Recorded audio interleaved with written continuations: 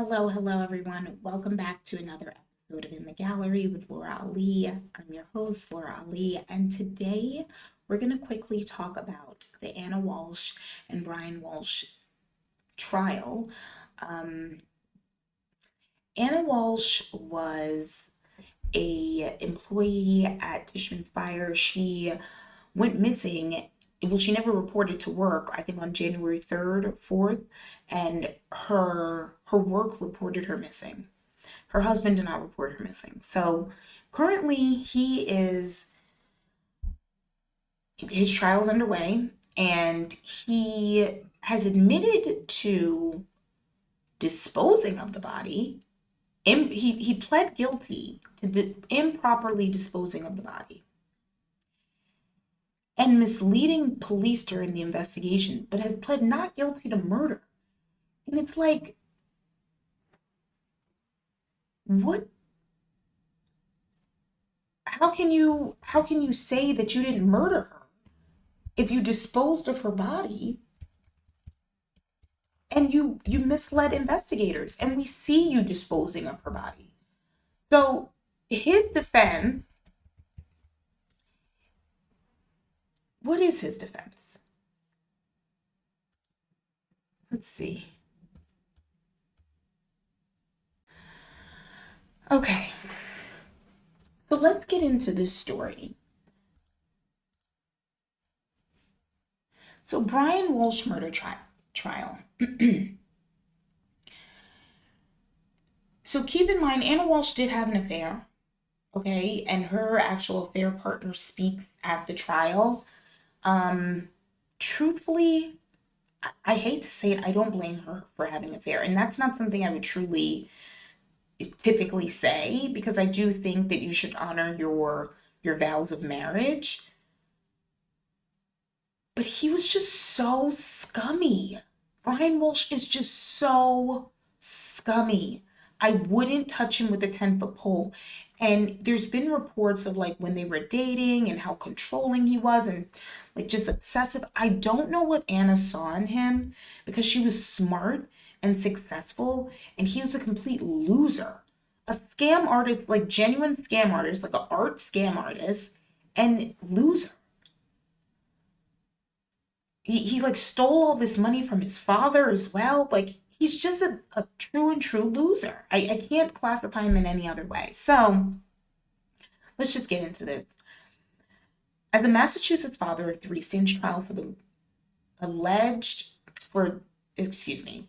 As a Massachusetts father of three stand trial for his wife's alleged murder, a man who was having an affair with the woman took to the stand on Thursday.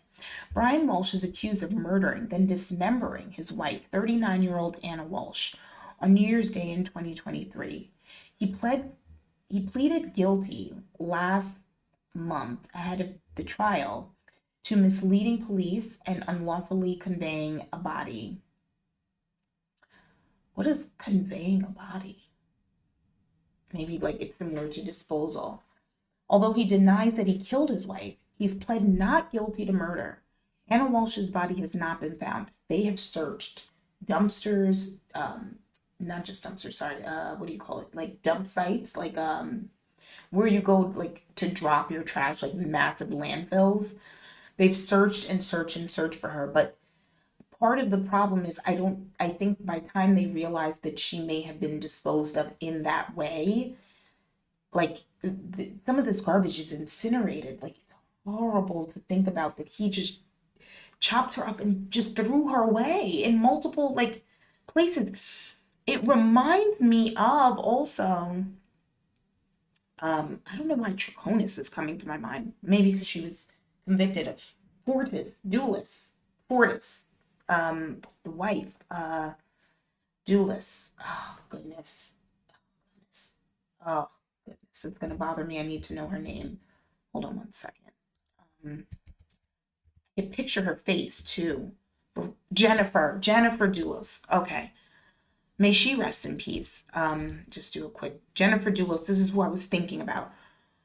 She was dismembered, and Fortis disposed of her all over Connecticut, right? So this reminds me of that. And as soon as I heard the story, truthfully, I thought of her, because anytime a wife goes missing, right, it's just something's up. Now, in this case, it seems like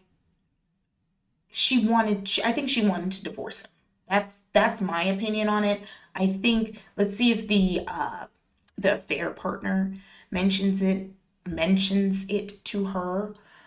But she was having an affair because she was working in DC, and he couldn't go to DC with her because he was on parole or something in Massachusetts because of the crimes he committed. So he couldn't leave the state. He was essentially trapped there. So the kid stayed with him there, and then she would go to DC to work.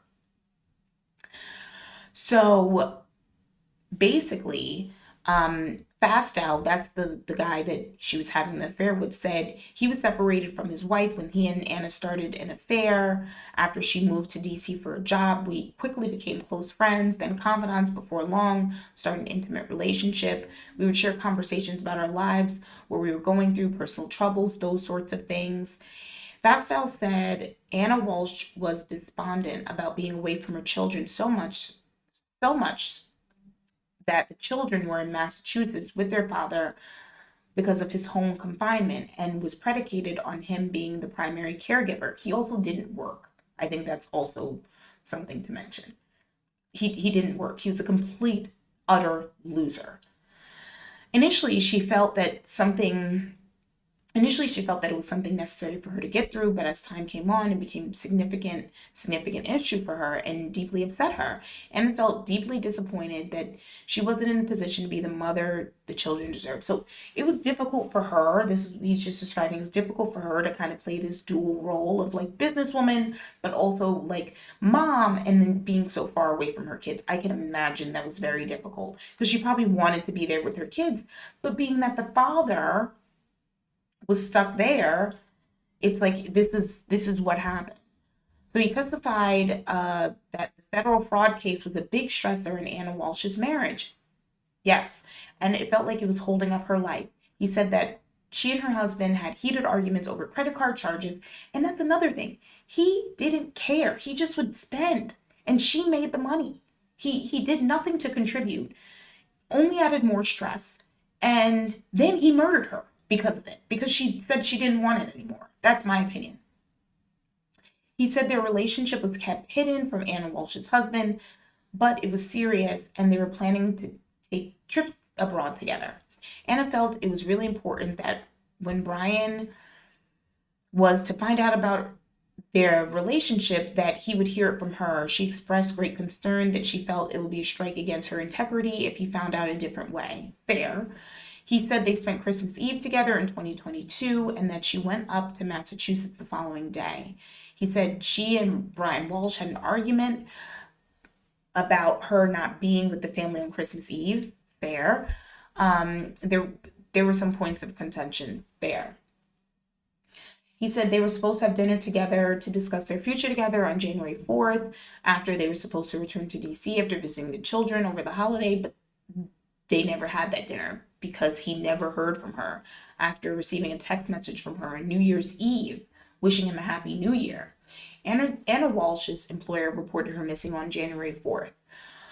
That day, Fastow said he got 2 calls from Brian Walshe, which he pushed to voicemail. I was in an intimate relationship with his wife. I had not heard from her in several days, and frankly, I was concerned that maybe he had found out and was calling to confront me. Brian Walshe left a voicemail on the second call, which was played in court. And it reads, he says, I was just reaching out basically to everybody I could. Anna hasn't been in touch for a few days. I spoke to work today. She hasn't been in. Brian Walshe is heard on the call while asking if Fastow had heard from her recently. Sorry to bother you. I'm sure everything is fine, he said. Fastow said he immediately called back at that point and offered to go to the DC townhouse to see if Anna Walshe was there. No one was home, he said. On cross-examination, when asked if Anna Walshe ever told him that her husband was suspicious that she was having an affair, Fastow said no. He said he had no knowledge if they if there was any plan for her to tell Brian Walsh about their affair when she went home for Christmas. So it seems like it was still up in the air, right? Like their affair was still kind of, we don't know 100% where they moving it to the next level, or if they were just going to keep it more as an affair. And I think the January 4th conversation was to kind of get more to that point, but it seems like they definitely were developing feelings for each other. Prosecutors allege that Brian Walsh killed and dismembered his wife, then disposed of her remains in a dumpster. Internet history on his device on January 1st includes searches such as the best way to dispose of a body, how long for someone to be missing to inherit, the best way to dispose of body parts after a murder. Prosecutors said on Christmas Day, there was an internet search for Fastow on Brian Walsh's phone. Defense attorneys said that Walsh didn't know about the affair and that there was why can't I read this? And that there was stress in their marriage due to the federal case, but he loved his wife. Okay. So just quickly, she had the affair with this guy, but she still was trying to maintain some integrity in her marriage and talk to Brian, I should say, about the affair and just maybe end it or do whatever, right? So it is my opinion that Ana Walshe went to Brian, and being that he was already upset about her not spending Christmas Eve, it may have came out to just say, I don't want to do this anymore. Like, because I could imagine her feeling stressed and frustrated on a daily basis, right? Having to commute back and forth, and she wants to be with her kids, but she can't, and all of it. And then for her to come in from commuting and then him saying, why weren't you here Christmas Eve? It's like, you know what? Forget this. Forget it. I'd rather go be with Fastow over here. We're having a great time in DC. He can travel. He's not a criminal, sir. And for whatever reason, Brian Walsh snapped. I also believe he was using her for money. I do believe that. So it was his ego. It was his ego of being rejected, in addition to her saying she doesn't want to be with him, in addition to him having all of these other issues, and he just using her for money because he was worth nothing else. He had nothing going for him. A complete loser, like bottom of the barrel loser. So we're gonna follow this case. I started to watch it, but I just know he's gonna be found guilty. The evidence, if you're gonna admit to, you admitted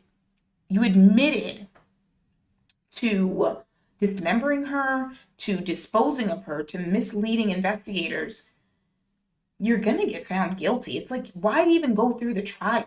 Like, it's almost like he wanted to expose her in some way, to say she wasn't perfect either and she had an affair, right? Like, that's the only thing I can gather, because he's just such a loser. Anyway, thank you guys so much for joining. I'll see you guys again on the next one. Bye.